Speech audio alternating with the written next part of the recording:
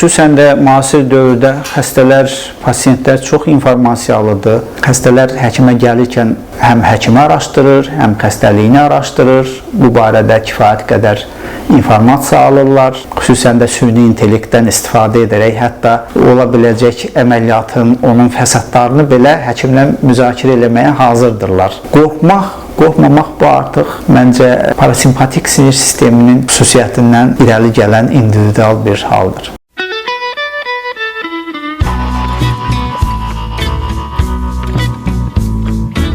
Haqlısınız, cərrahiyyədə zamanlanma çox önəmlidir. Çox tələskənlik də olmaz. Xüsusən bəzi patologiyalar var ki, bu əməliyyatın icra olunması üçün zamanın seçilməsi bu saat diskussiya mövzusu olaraq qalır. Böyük məktəblər belə öz arasında bunu diskussiya edib, müzakirə edirlər. Çoxlu araşdırmalar aparılır. Protokollarda bəzi əməliyyatların, patologiyanın baş verməsindən neçə saat sonra, neçə gün sonra əməliyyat olunması təsdiqlənib oturmuş bir haldır. Amma bəzi diskussiya mövzusu olan məqamlar var. Yəni zamanlanma çox önəmlidir. Tələskənlik olarsa bu əməliyyatın effektivliyini aşağı sala bilər. Gecikmə olarsa eyni nəticə əldə oluna bilər. Ona görə optimal vaxtın seçimi çox önəmlidir. Bu mövcud protokollarda qeyd elədiyim kimi öz təsdiqini tapıb, amma diskussiya məqamları da qalmaqdadır.